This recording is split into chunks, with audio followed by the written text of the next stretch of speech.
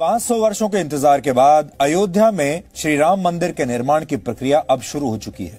बाबरी मस्जिद और राम जन्मभूमि का विवाद अब इतिहास की बात बन चुका है, लेकिन हमारे देश में अब भी कई ऐसे मंदिर और मस्जिद हैं जिनका विवाद अभी समाप्त नहीं हुआ है। और हैरानी की बात यह है कि इनमें से ज्यादातर विवादित धार्मिक स्थल उत्तर भारत में ही स्थित हैं। आज आपको जिस बारे में सोचना है वो ये है कि ये सब कुछ उत्तर भारत में स्थित क्यों है, जबकि दक्षिण भारत में आपको ऐसे बहुत ही कम प्राचीन मंदिर दिखाई देंगे जिन्हें तोड़कर वहां मस्जिद बना दी गई हो। ऐसा इसलिए है क्योंकि 800 वर्षों के दौरान जिन मुसलमान आक्रमणकारियों ने भारत पर अनगिनत हमले किए, वो दक्षिण भारत पर अपना प्रभाव उस तरह से नहीं जमा पाए थे जिस तरह से उन्होंने उत्तर भारत में अतिक्रमण किया था। यानी जो इस तरह के शासक थे, मुगल शासक थे, वो दक्षिण भारत तक पहुंच ही नहीं पाए थे। इसका नतीजा यह हुआ कि उत्तर भारत के कई प्राचीन मंदिरों की जगह या उनके आसपास मस्जिदें बना दी गईं और अब भारत में कई धार्मिक स्थल ऐसे हैं जहां मंदिर के साथ साथ मस्जिद है या मस्जिद के साथ मंदिर बने हुए हैं।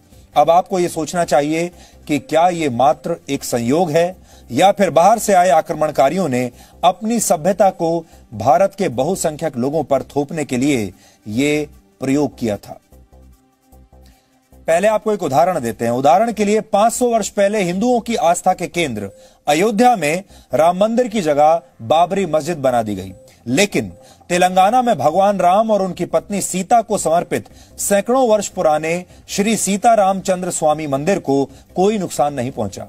इसी तरह कुछ लोगों का दावा है कि काशी विश्वनाथ मंदिर में भगवान शिव के जिस ज्योतिर्लिंग के दर्शन आप करते हैं उसका मूल स्वरूप वहां नहीं बल्कि उस जगह पर मौजूद है जहां 350 साल पहले मुगल बादशाह औरंगजेब के आदेश पर एक मस्जिद बना दी गई थी।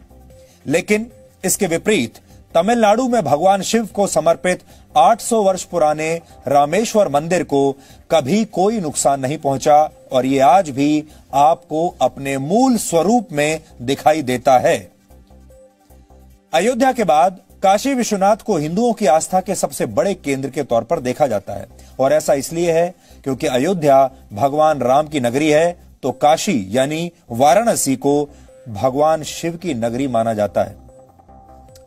लेकिन अयोध्या की तरह यहां भी मंदिर और मस्जिद को लेकर विवाद है। हिंदू पक्ष का दावा है कि जहां भगवान शिव को समर्पित असली ज्योतिर्लिंग मौजूद है वहां पर औरंगजेब द्वारा एक मस्जिद बना दी गई थी जिसे आज ज्ञानवापी मस्जिद के नाम से जाना जाता है।